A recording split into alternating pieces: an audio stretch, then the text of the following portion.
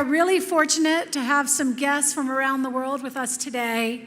Right here to my immediate left, we've got Samantha Chong from Malaysia. Then we've got Wendy Opperman from the Netherlands Ministry of Justice, and Todd Kane from Health Canada. So we thought as we were putting together this agenda that, as we sit here and sort of think, what are we doing here in the United States? What does our different regulatory model look like? What is Canada's? What is DC's or Washington's or Oregon's? What do all those models look like? We thought it'd be nice to sort of step back and get a real big overview of what is going on around the world. So today you'll hear from Samantha about what's going on in Malaysia, where there are and have been very draconian drug laws forever, really, where being arrested with possession of marijuana, of about 200 grams of marijuana, can result in a death sentence. So I'll have Samantha to tell you a little bit about that. Then Wendy will talk to you about what their laws are in the Netherlands, more of a de facto legalization process. And then we'll have Todd from Canada talk about what's going on there, which will be really quite different from what we have here, where the grows are going to be regulated by from what I understand, the grows will be overseen and regulated by the national government. And then the stores and the retail outlets, the different provinces will get to decide what they want, whether it would be sort of full-blown commercialized legalization like we have for the most part in Denver and some of the other states that have recreational marijuana, to state-run stores, sort of like we used to have with alcohol with state-run package stores.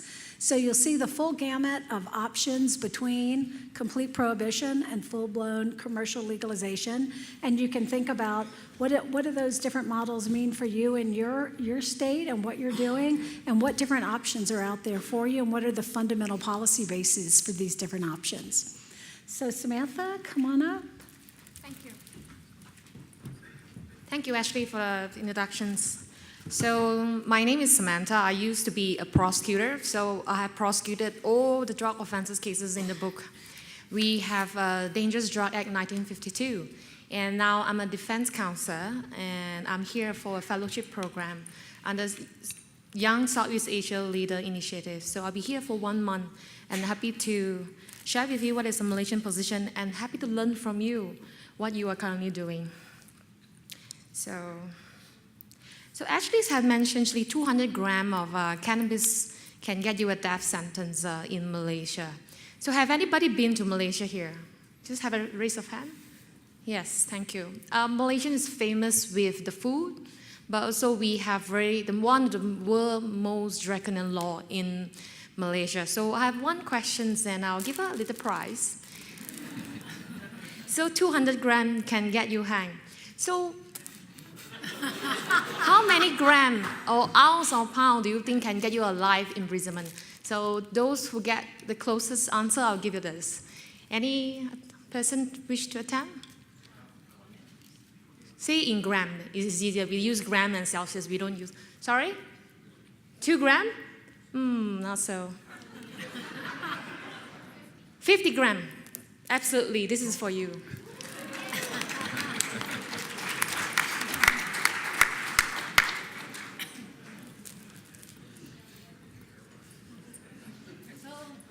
Batik, that's what I'm wearing now. The sarong is very famous in Indonesia and Malaysia. So without further ado, let me start my presentation. Is this showing? Yeah, no, it's not. Okay. So this is the overview, national drug policy. Who are the key players? Our drug laws. Is it okay? It's not playing. No. It's not playing. Okay, we use the clicker. It's not. I have the wrong one up here, and I don't know why. I know that's you, but I don't have. I'm trying to figure out which one. It's okay. Well, can I just, you just stand here, and I'll keep talking. I love talking as well, so. And my mathematics is bad, but I know how to do math, but I never tried math and maths. So our country, our drug law is called Dangerous Drug in 1952. So Malaysia is formed 1957. We are British colonial before. And it's total prohibitions. You can be hanged, you can put in the life imprisonment. If you are cultivating a cannabis, even 1 or 2 or 3, 100 or whatever, the minimum sentence is natural life imprisonment and 6 strokes. Natural life imprisonment means that you will die in the prison, then you will get out. So it depends how long you live, so yeah. And we are a total prohibition country. In a way, our national policy, our key players are the Ministry of Home Affairs, where we have enforcement agencies, police, Royal Malaysian Police, Royal. We have a lot of kings and sultans in Malaysia. So we have the customs, we have the National Anti-Drug Agency, they are all under Ministry of Home Affairs. So their approach is total prohibitions. They are gonna go out there and arrest and enforce the 1952 DDA, the law. On the other hand, we have Ministry of Health, whereby they are concerned with drug users with HIV, because back then it was quite prevalent. We have one of the East Coast states who recorded one of the highest number of drug users living with HIV. Because we still have the slogan, if you are a drug user, you are trash. You are tut, the word we start with S. So that's how we learn in high school. Once you're a drug user, you are the trash of the society, hopeless. So, and we have the Attorney General's chambers. They are tasked to prosecute cases. We have judiciary. They will sentence according to their approach. Now, currently, the judicial the approach is they will sentence you according to the weight of possession you have. So, although 15 grams of heroin can hang you, but the prosecution sometimes prefer a lesser charge, just possession. So, my client, 19 grams of heroin, got him 20 years of imprisonment and the minimum 10 stroke of whipping. So they use a weight, how many grams you have, and they think that that can deter drug use and supply and demand. And supposedly, I have a slide that show you about the graph provided by the National Anti-Drug Policy, National Drug Anti-Agency, NADA, that the arrest rate has gone up consistently, actually, except in 2009. Is it up? I can keep talking, actually. Okay, back to the overview, I'll talk about compulsory center for drug user and voluntary treatment. And I'll talk about recent development and challenges. So, our Malaysian national drug policy is four key: prevention, enforcement, rehabilitations, international cooperations. So the basis will be to cut out the supply and to cut out the demand. Our key players, I've gone through all this thing, yes, and we also have harm reduction services. Anybody have heard of harm reductions policy? Yes? It is, they put the priorities of to reduce the harm caused by drug use, then to reduce the supply of, the demand of drugs. I mean, harm reductions can occur in many instances. For example, it's all good. Okay. So, for example, driving can be very dangerous. So harm reduction, what do? You buckle up, right? You get insurance or whatever.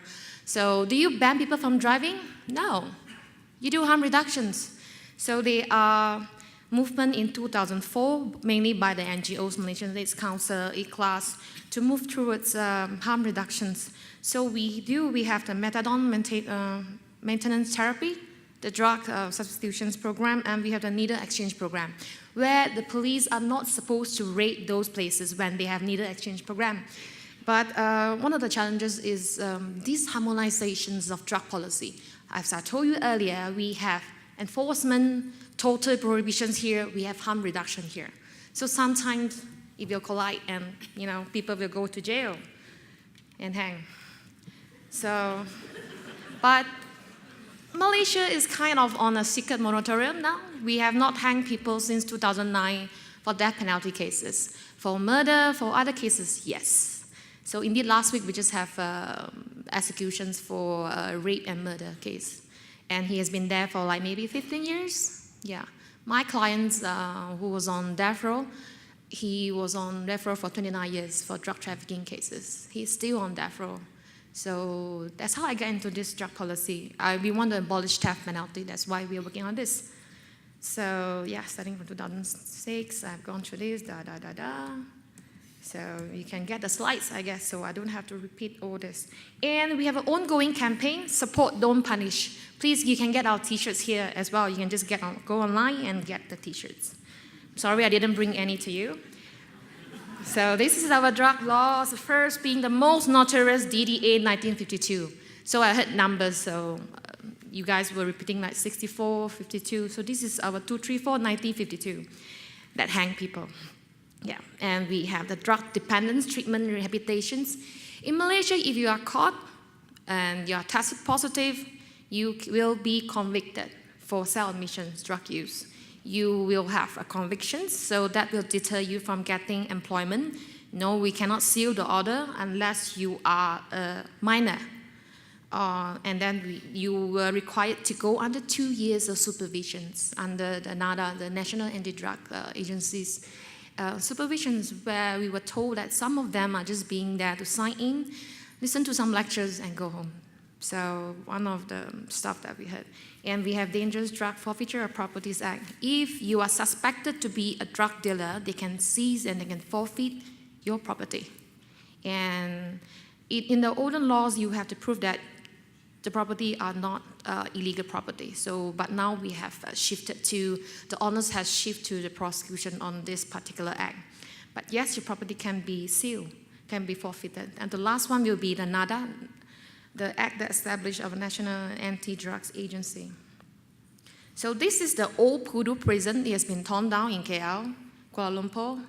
Can you see there? Death. Mandatory sentence. You die if you get caught with certain amount. But if you are in a direct trafficking case, meaning that they caught you selling even 1 gram of cannabis or heroin, that is direct trafficking. You can be hanged as well. The weight doesn't matter. But we have statutory presumptions, 200 grams. Now we have a slogan, end crime, not life. So that's another advocacy I'm working on. So you can't see this prison anymore. It's already torn down. We have a new prison now. We have many prisons. I think like the States, right? But our prisons are all being run by the government. There's no privately run prison. So this is the death penalty for a drug crime in Asia. How many of you have been to Asia? Yes, I just want you to remember that Malaysia has the best food in Asia. And please come to Malaysia. We'll welcome you with open hand. So we are not actually a Muslim country. We have a lot of food for you, Chinese, Indian, Malay, Thai, Western food, whatever. Just here to promote my country. So, and okay, here this is, I'm talking about compulsory center for drug use versus voluntary treatment center. This is Professor Adiba. Being Chinese means that we cannot differentiate he or she, so pardon me. So she is expert in terms of drug rehabilitations. So in Malaysia, if you are being convicted as a drug user, sometimes you'll be sent to the detention center. So she did the research released on Landsec. There's a link on this. So people held in compulsory center, they relapse faster, way, way faster, 31 days compared to 352 in the voluntary center. And here come our very not so handsome Deputy Home Minister.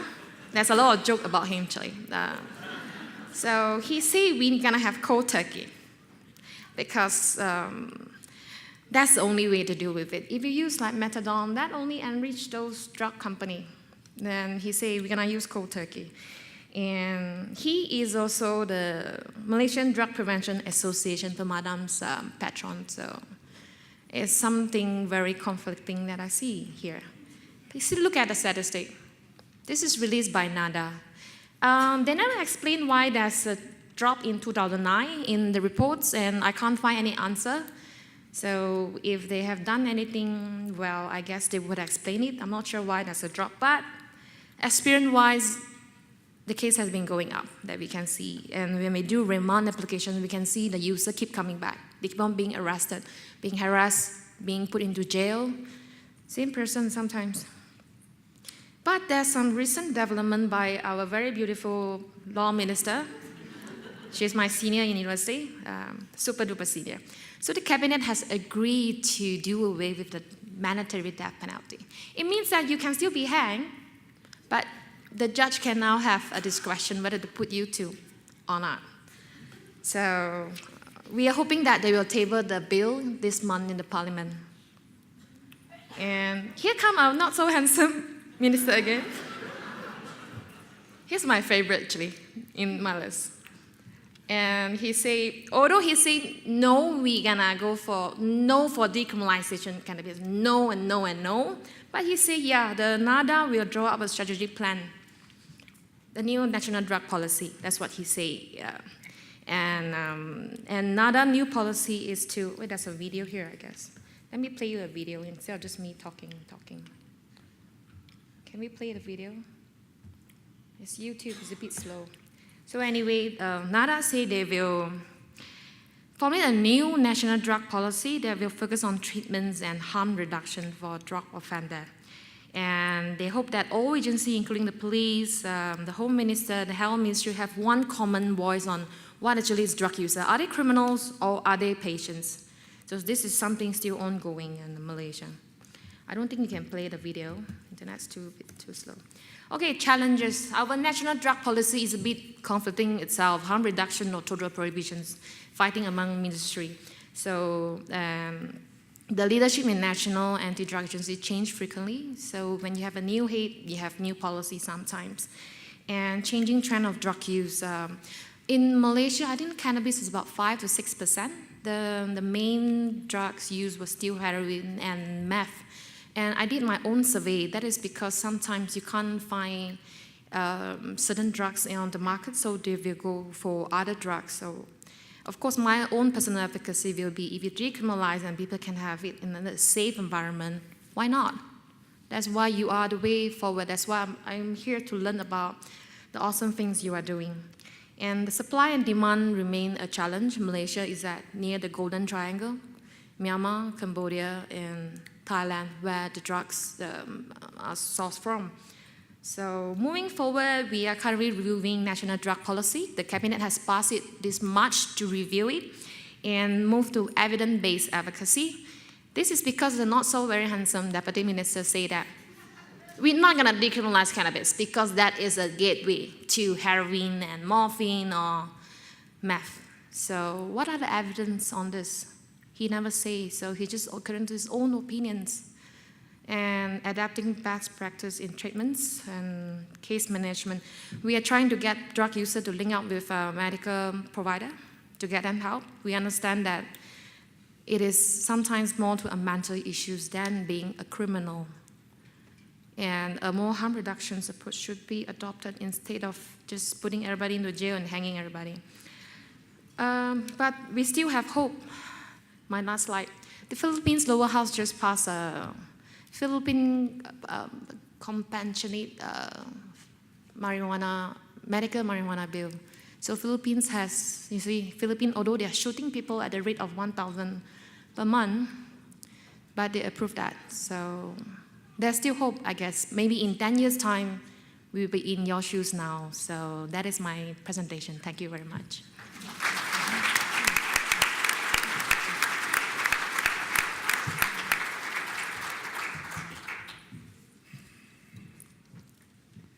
Now I know why the Dutch prisons are quite empty.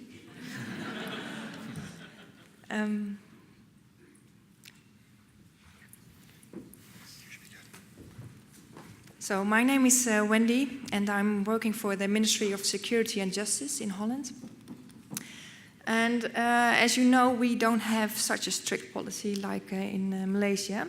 I'm going to tell you about it a little bit more. But first, I wanted to point out to you the very nice skyline you see on the slide here. It's a very pretty skyline of Denver. Yesterday, someone told me Denver is one of the 5 cities people in America want to live in. Well, I've traveled a bit through Denver and I understand why. Well, this skyline reminded me of a skyline in the Netherlands of Rotterdam. Has anyone been to Holland or to Rotterdam, maybe? Well, Rotterdam is quite a particular city because the skyline is with modern architecture like Denver. I'll show you. And this is rare because most of the cities have a very old center. But Rotterdam was bombed completely in World War II, so they had to rebuild it with this modern architecture. So if you see the bridges, they're quite in common. So that made me think about what else do the two cities have in common? Well, one of the important things is the availability of cannabis in a legal manner. Rotterdam has about 40 coffee shops. The inhabitants of Rotterdam is the same amount as Denver, but we have only 40 coffee shops. And there is a lot of tourist activities in Rotterdam. Like in Denver, the city hosts a lot of international visitors. There's one thing about Rotterdam that I should mention here, and I'll explain why later. The city is en route on a highway to our neighboring countries, Belgium and France, and Germany on the other side. I'll come to that in a minute.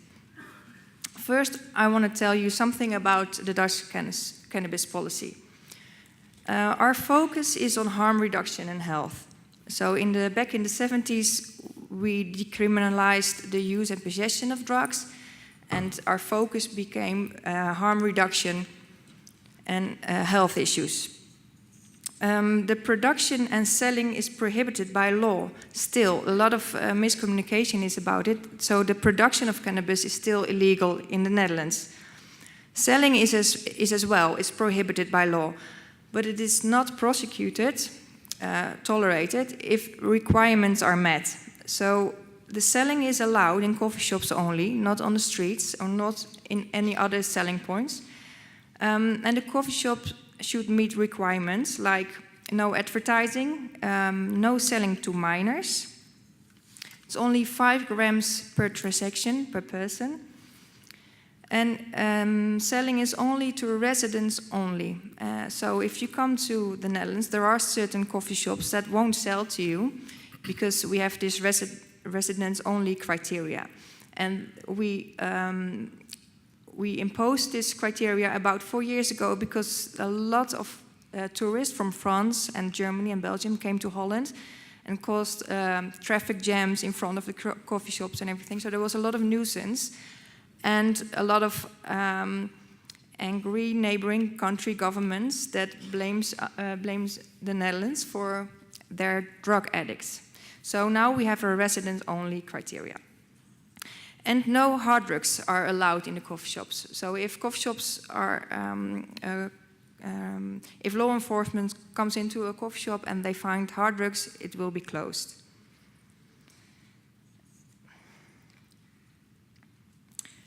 So I was here last year and I ended my presentation about the elections we had in March, that our government was on a point of no return. Are we going to prohibit everything or are we going to tolerate everything, including the production? Well, the government was elected 200 days ago, but just last week they decided what they will do with our drug policy. There is a Dutch coalition agreement, and it says we will have experiments with regulated and quality-controlled marijuana production. So this one sentence in our coalition agreement is a very big step for Dutch policy because it means we are slowly moving towards a more tolerating policy for the production of cannabis. And the experiment means it will happen in a few cities. 6 to 10 cities will be able to regulate the production for the coffee shop situated in this city. And we have about 100 cities with coffee shops, so it's really a really small experiment.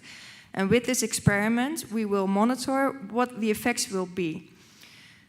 Well, for the past 10 years, we have not wanting to regulate the production because we said lots of the cannabis produced in Holland is for the export, and we won't solve the export problem by regulating it for the internal market.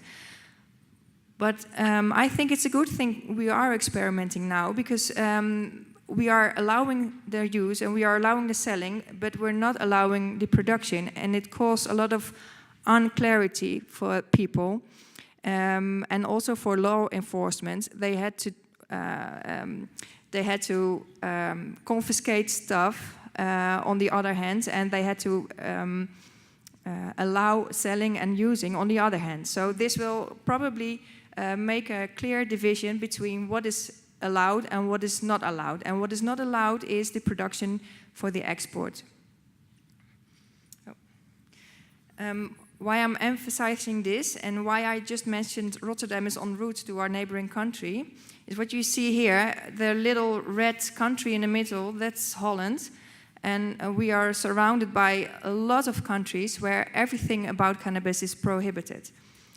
And we have open borders in Europe. So we don't have border controls. The borders can be just crossed with marijuana in the back of your car. We have also EU law that makes us as a member state obliged to make laws that prohibit production of cannabis. And the same thing with international treaties. They make us have laws that prohibited crime and drug trafficking as well. So the challenges our government is facing is to do this experiment and to tolerate the production of cannabis without increasing illegal export, without nuisance for neighboring countries, and meeting obligations and UN treaties. And we'll be watched with hawk eyes by our neighboring countries, especially France is a very strict country concerning the cannabis. So I'm hoping to learn here, like the rest of you, how we will be doing this, because it's a really great challenge. Thank you.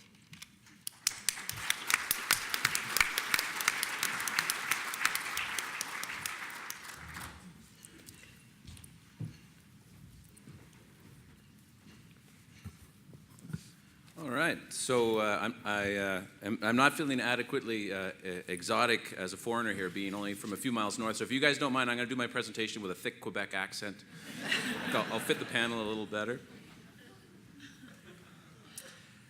So my name's Todd Kane, and I'm with Health Canada, which is the lead agency in our initiative to legalize and strictly regulate cannabis across the country. I do have a couple of colleagues here. I just wanted to have them stand up. If Mike and Nada and Daphne, they're also with us. So if you do have some questions, Mike and Nada work in our existing medical program. Daphne's on our implementation team focused on the run-up to July 2018 when we hope to have our new regime launched. And then I know there's a big contingent of Canadians here from across the country. If you just want to raise your hands, if you're here from a municipality or a law enforcement agency. So there's a little interest in this north of the border. And that is because we are on what feels like a pretty aggressive schedule to move to a national non-medical market for next July. So I'll try and give you a little bit of context about how we're going about that, some of the provisions of the legislation we have currently before our House of Commons and moving hopefully soon to our Senate, and what's actually contained in that, how we hope to meet our policy objectives through this approach. So, just context, and it's interesting hearing from our international colleagues. You can't really talk about cannabis in Canada, and I think in many other countries, without stopping to look at numbers like these. It's the most used illicit substance in this country, in our country. And when you look particularly at some of those key sub-demographics, you see teenagers where about 1 in 5 have used cannabis in the last year, and amongst young adults, about 30% in the past year. So those numbers vary a little bit from survey to survey, but the trend is pretty clear that's a number that we're not really comfortable is adequate. And it really stands in contrast to tobacco. So a legal product that's highly regulated, that has gone through decades of tighter and tighter regulation, you see the youth rates are substantially lower in both of those key youth and young adult demographics. And then the other thing that we tend to look at is how do we compare internationally? So hard to read that chart from where you sit, but I think the key message is Canada's down at the bottom, which is one of the highest rates of youth usage around the world. whereas US is about 5 up from the bottom. So you similarly have a fairly high rate of youth usage here, but it's one of those international prizes that you don't really want to be winning. So that context really leads us to where are we going with this new legislation that takes us from what has been, I think, a fairly progressive medical regime to a non-medical regime. The context, we have about 4 million cannabis users, so that's about 10% of our national population. As you heard some of the commentary this morning, the upshot of that is we have a multi-billion, the estimates vary, but about a $7 billion unregulated market producing products of unknown origin, of unknown quality, with unknown health risks. It's extremely diverse. We have small, kind of organic growers growing illegally, and we have, serious infiltration of organized crime who take the money they make in the cannabis market and they put it to some pretty nefarious purposes. We have burden on our criminal justice system, and we have a system where the state of cannabis, because the social norms have moved, because many of our provinces and our municipalities have used enforcement discretion in different ways. You ask someone across the country, how legal is cannabis, how legal is this activity, you get very different answers. And it's really hard to communicate clearly about what is and is not legal, what is and is not healthy in that kind of an environment. So we're moving ahead with this legislation. These are the objectives. There's 6 or 7 of them there. I'm not going to touch on all of them. They're the ones that you would probably expect. I think the overarching objectives for us are to keep cannabis out of the hands of youth and to set up a market that allows consumers to transition over to legal supply and really displace that illicit market. At its base, those really are the two core objectives for us. And we use very consistently, very deliberately the words legalize and strictly regulate. It is not a bumper sticker. It really is our core policy approach in this legalization effort, and you'll see that reflected in some of the provisions of the Cannabis Act that I'll touch on in a bit. So lessons learned. I think this slide really should be thank you, voters of Colorado and Washington, because boy, have you given us a whole lot of lessons that we have learned from and we have tried to bring into our approach to legalization in Canada. So thanks for being at the cutting edge of this initiative on behalf of the rest of the world. Lots of takeaways here. This is truly a transformative initiative. When we look at all the groups we have working across the federal government with our provincial and territorial colleagues, we're touching on labor laws, we're touching on social norms, we're touching on equity issues that were touched on the city panel this morning, as well as the obvious public health and justice issues.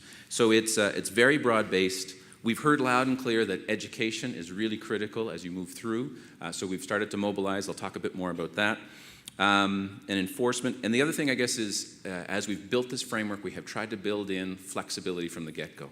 I worked a couple of years ago on the medical program, went off to do a few other things, and everyone who has touched the cannabis file will tell you what you think is your priority next month is not going to be your priority because something you didn't expect is going to come at you. So we're trying to build that in to the maximum extent that we can. Our work has been very, very helpfully informed. If anyone is interested in cannabis legalization regulation, I highly recommend this report. We struck a task force where we pulled in people from across different segments of Canadian society. It was chaired by a former federal cabinet minister who had been a minister of health and a minister of public safety and was a professor of law. It was co-chaired by one of the leading cannabis researchers in the world, Dr. Mark Ware out of McGill University. And they had a small but mighty team. And they did consultations across the country. They heard from 30,000 Canadians over the course of their work. The guiding principles, I think, 2 of them are fairly obvious, public health, public safety, but I did want to dwell a little bit on the third, the precautionary approach. This is the kind of Canadian version of some of the watchwords we heard a little bit earlier from the municipal panel, that go slow. There's lots that we know, there's lots that we've learned about cannabis regulation and legalization, but there's lots that we still don't know, and it's a lot easier to loosen the rules later than it is to try and put the genie back in the bottle.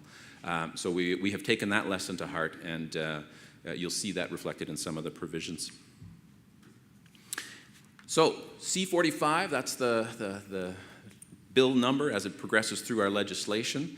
It was introduced last spring. It's moving along at what is by Canadian standards, a pretty good clip through our legislative process. So it has had, the big process in legislative review for Canada is the committee hearing, when there's a dedicated health committee. They held their committee hearings a couple of weeks ago, and it's now moving through to the end stages of our House of Commons, then on to the Canadian Senate. A lot of the focus in here is about those two key policy objectives. How do we protect youth from cannabis? How do we keep people from accessing cannabis out of that illicit market? Setting up a big set of exemptions for people who choose to live within the rules. They're perfectly fine. They're not going to be subject to any kind of criminal sanction, but also keeping very clear rules that if you operate outside of that framework, that you're still subject to criminal law. So, as it was said in the introduction, Ashley clarified there that we are setting up a system that really leverages our federal model. So at the national level, the Canadian federal government will regulate production, all of the standards around growing, producing cannabis products, packaging and labeling those, and then they will move into a provincially controlled distribution and retail system. And our colleagues who are here from the provinces and territories would probably be happy to tell you what they're up to. All of our provinces and territories are off consulting, trying to land what they want their retail models to be. They're doing their consultations. A couple of jurisdictions have already announced that they're going to go with a particular model, which is what we would call a crown corporation or a state-owned enterprise, kind of akin to state-owned liquor stores. But other jurisdictions are considering other models, so we'll see how all that lands. The provinces are also going to have some flexibility in a couple of key areas. So our legislation establishes 18 as the minimum age for possession of marijuana, but they have the ability to put that up in line with whatever considerations they have. Most are considering putting it in line with their existing age for consumption of alcohol, which across Canada is 18 or 19 in most jurisdictions. They also have a few options to lower the personal possession limit.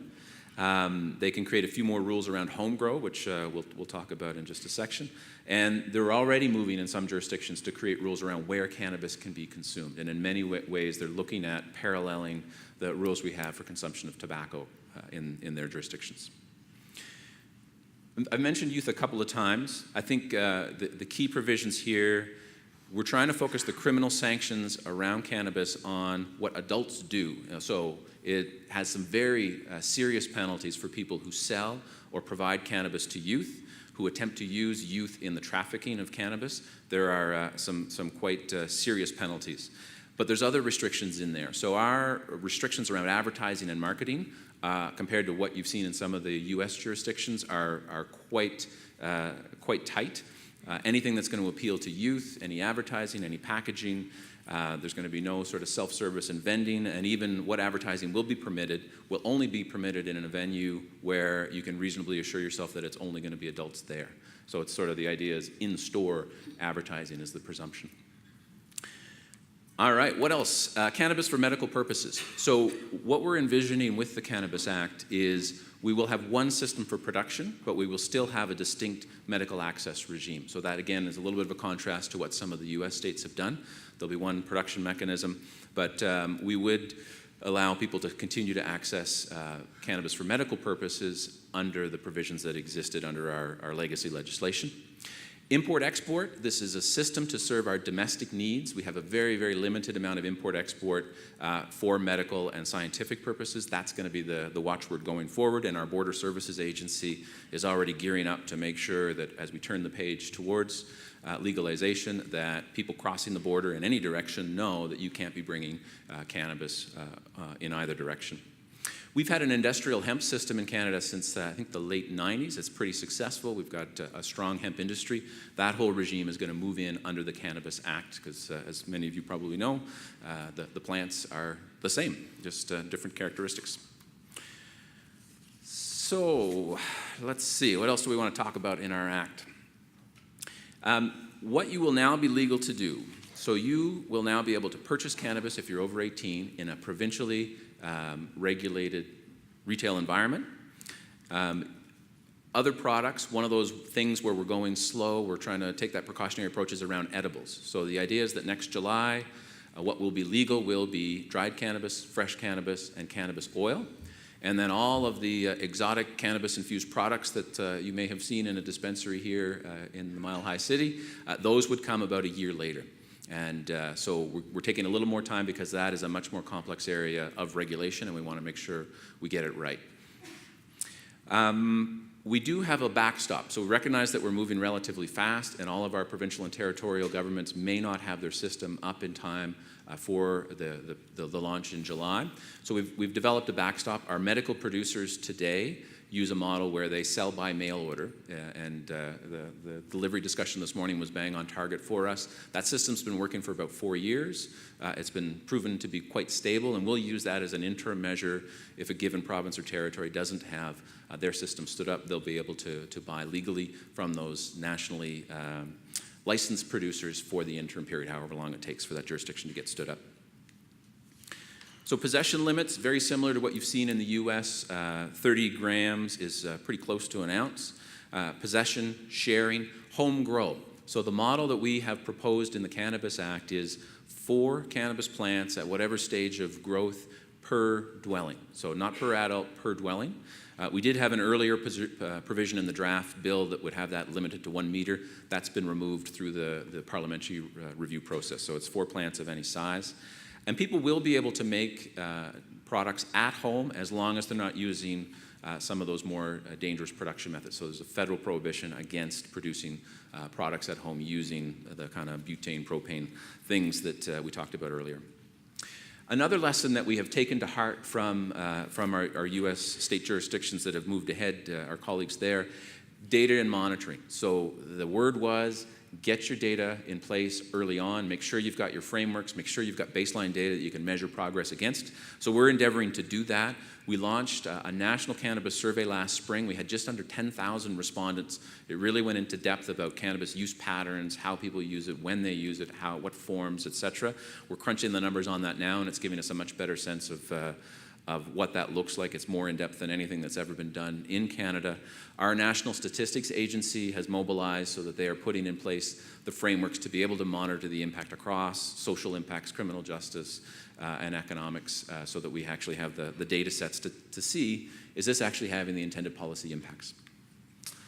So that's the key things. Public education and awareness, I touched on that a while ago.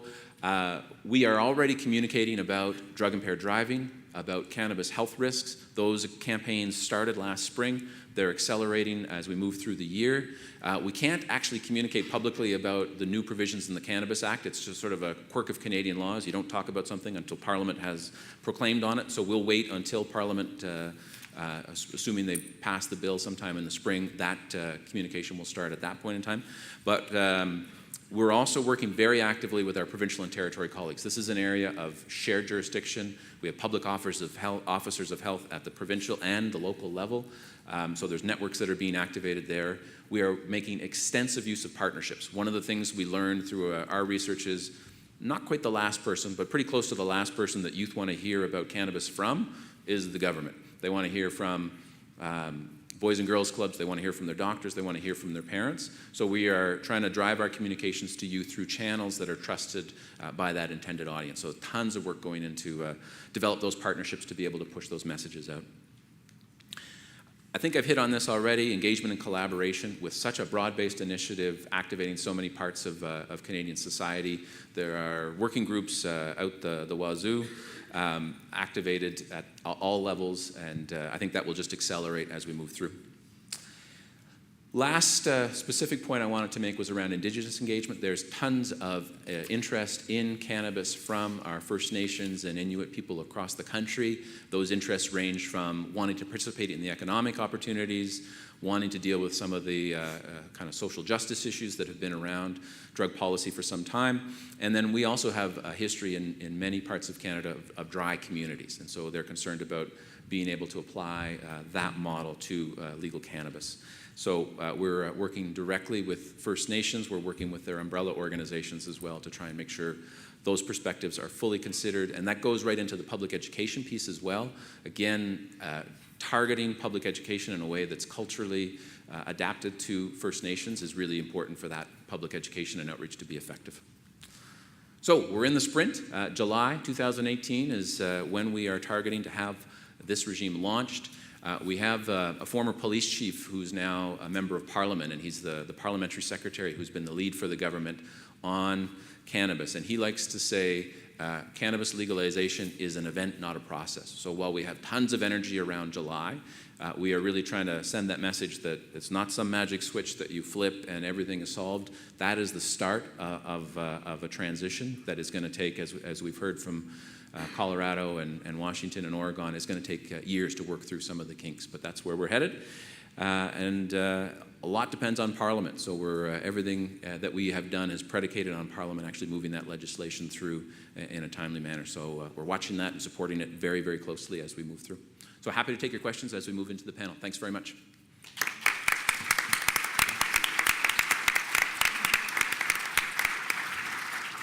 All right, do we have some questions for our panelists? So as you guys are thinking of questions, I did have a couple of questions. And my first one was for Samantha. Knowing that you started off as a prosecutor and then as a criminal defense lawyer, what are your goals going forward? And what is your interest in drug policy? And do you think you'll be able to make an impact? Hello? Okay. First of all, I would like to correct a few of statements that I made. When I say about not too handsome Deputy Home Minister, what I mean is he's handsome, but not too handsome. Because immigration is under their purview, so yeah, I'm going to be careful. I'm going to Thailand next month. So, when I was a prosecutor, actually, I fully support death penalty back then. So when I crossed to the other side, they say prosecution is the dark side, or I think it pretty much depends on the individual. So when I shifted to being a defense counsel, I started looking at cases from the other side. I see sometimes the elements of the crime was not actually fully met, but still we can get the convictions. And I see some of the evidence are not actually is illegal obtained evidence. Malaysia, it is totally it can be admitted as evidence, although it is illegally obtained, not like your O.J. Simpson's case. So I start right, the poison tree, I guess. So we watch a lot of American drama. So I started to work on death penalty, and even work on death penalty cases, you can't run away from drug policy. So that's why I'm here, to look at drug policy that you guys are already on it. And my goal is to learn about the framework that you are having. And one of the most awesome things that tax revenue was actually put back for education, treatments, preventions, and even affordable housing. All these are a lot of reasons why we have social injustice, why people are being marginalized, why people are poor. And education often is the only solutions I see here. So moving back to Malaysia, the impact that we want to achieve is to push for medical use cannabis. If Philippines can do it while shooting people, why not Malaysia? So that is my goal, and that's the impact that I wish to push for. And hopefully in 2-3 years' time, we can push for a bill in parliaments to move forward for medical use cannabis. So previously it was mentioned a few times by the opposition in the parliaments, but it was shot down by the handsome but not too handsome Deputy Home Minister. He's still handsome. Yes. Thank you. So, and Wendy, I had a couple of questions for you. What do your usage rates look like with having had this de facto legalization? And have I heard that usage of marijuana has dropped off in the Netherlands over the last couple of years, or is that not correct? Youth use or marijuana usage? Yes. Your usage rates? I think the user rates dropped a little bit because ecstasy is more popular in youth. So I don't think we should really talk about that too much. Yeah. A colleague of mine, she did a presentation about our policy in front of students, and she asked if students listening to her had used any ecstasy. And I think there wasn't anyone who hadn't used or tried at least once. So I think that might be an explanation. I'm not sure. But So, and what about education efforts? yes, our Ministry of Health and Sports have education plans in school and promotion campaigns about the effects of ecstasy as well as marijuana. So the whole program or the whole policy is based on this prevention issue. And I think most of the youth who start using cannabis, they know about the effects, and a lot of them are just trying a few times. Mm-hmm. So we don't really have a high number of frequent users. And what about opioid usage? How are you tracking that? Like CBD? Yes. CBD oil is becoming more and more popular. The production of it is illegal, but the oil without THC is not. But both, so the oil with and without THC is very popular, especially for medical use. The insurance companies back in the Netherlands, they don't pay for anything because the medical effects are not proven, but it's available around the country. So maybe opioids doesn't translate. What is it? Opiacum? Ja, zoals wat? Oxytocine bijvoorbeeld. Sorry, I'm translating. Oh. Ja, oxytocine, fentanyl, morfine, dat soort dingen. Oxycontin. I can say something about it. Do you want to? Sure. Yes, please, because I have no idea. Yeah. No. Yeah, sorry for interrupting here. My name is Linda Klumpers. I'm a permanent resident of Colorado, but I'm Dutch. So it helps here. And I'm a clinical pharmacologist. So this is very much of my interest. So you were asking about the opioids. It's a big, it's called the opioid epidemic in the United States. Yep. More than 20,000 people die of opioid overdoses every year in the United States. And the problem is increasing and increasing, and it has shown that in states, in the United States, where cannabis, medical cannabis, I prefer that over medical marijuana, yeah, so medicinal cannabis is legal, opioid usage decreases. It's a very interesting trend. So her question was about opioid use in the Netherlands. It's not, by far not as problematic as in the United States. It has gone up over the last 2 years, so there is some discussion about it, but it's not a problem like it is here, not of that magnitude. Great. Thank you. Yeah, so opioids are oxytocin, we say, OxyContin, I think, morphine, fentanyl, those kind of substances. Yeah. Thank you. Yes, Brandon? Oh, yes? Hi there. My name is Madison Walker. I actually work for a Dutch horticulture company called Grodan, and our North American headquarters are in Milton, right near Toronto. A question for the gentleman from Health Canada.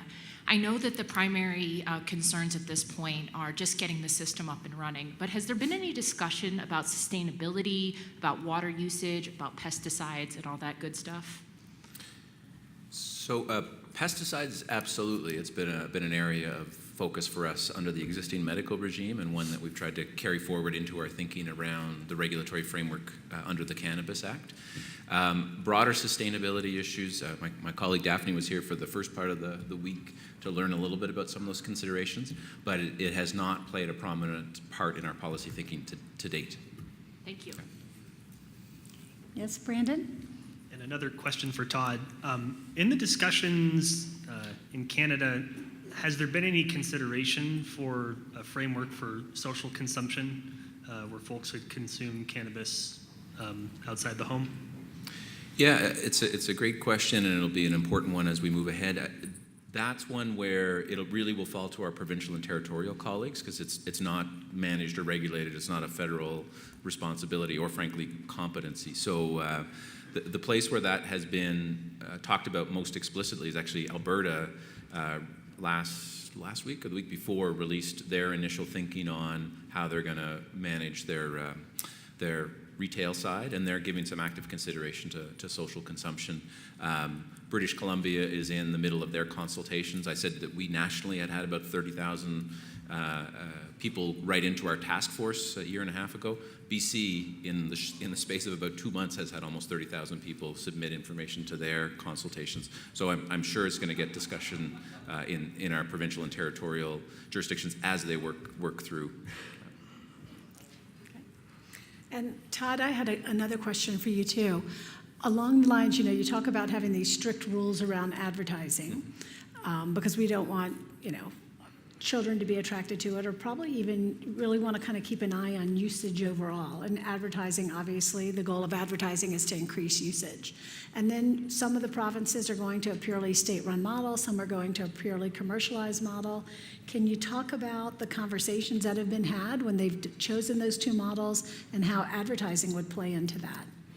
So the federal prohibitions on advertising will apply regardless of what choices get made at the provincial level for retail, and they're fairly high level but pretty strict. So what will be enabled if it's a privatized model, say in Alberta or BC versus the state-owned model in Ontario shouldn't look that much differently.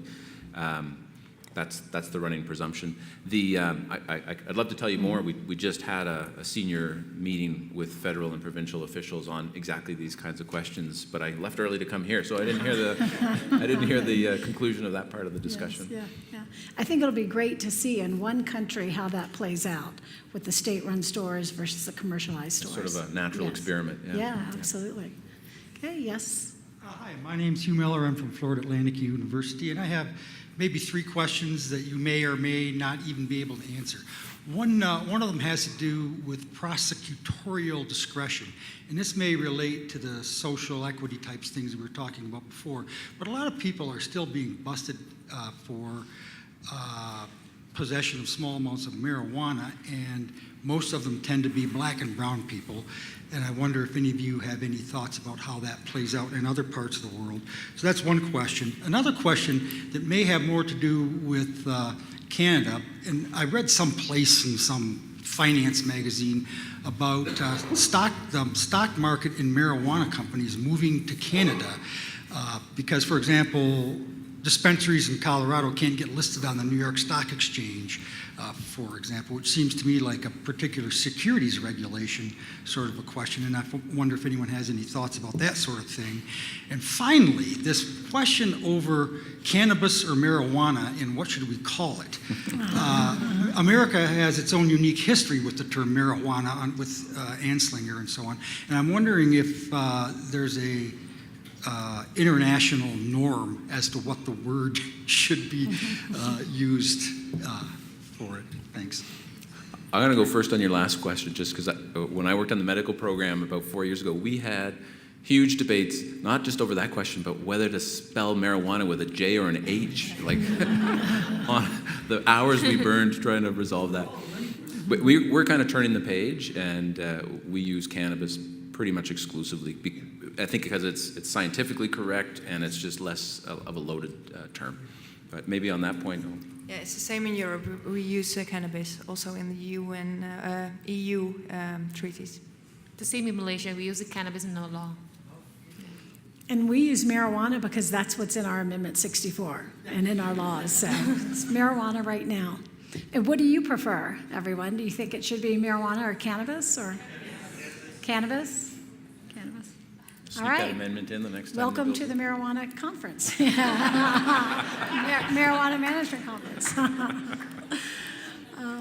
So I guess we had a couple of other questions. So one question on individuals, people being arrested for low-level marijuana-related crimes in your countries. In the Netherlands, you're not arrested for it. We have 5 grams as a personal use. So it gets confiscated if the police hold you for any other reason and they find cannabis in your pockets, they'll confiscate it, but you're not prosecuted. It's not a criminal assignment on your record or anything. Yeah, it's different when it's above personal use amount. So the 200 grams won't give you anything around your neck, but it will It will mean you have to probably about 240 hours of working, socially working, something like that. So in Malaysia, if you're arrested with cannabis, they will also test your urine to see if it's positive. So if it's positive, you have 2 charges, one for admissions, one for possessions. Depends on how many grams you have. So there are 3 categories of possession. First, you can be just fined, just pay a fine not more than 5,000. Second one will be minimum 2 years, 3 strokes of whipping, and that's mandatory. You will have convictions for all. And the third one will be 50 grams. As the lady has correctly pointed out, you will get minimum 5 years, 10 stroke, or up to life imprisonment. So and you will have a conviction, so they will not just tolerate. And for these 3 possessions, it is mandatory. As long as you hit the gram, the weight, you must be prosecuted according to the category 1, 2, 3. But if you're arrested for, say, maybe 500 grams of cannabis, you can be deemed to be in trafficking, but the prosecution will have a discretion to reduce it to possessions in the 3rd degree. So yeah, that's all. And the considerations, if you are a lady, the chances of you getting reduced is higher, I would say, and others will be mostly just want to reduce the workload on the prosecution. So there's an informal understanding, there's an informal guideline. Below 1 kg, normally they will offer you a possession instead of trafficking. Yeah.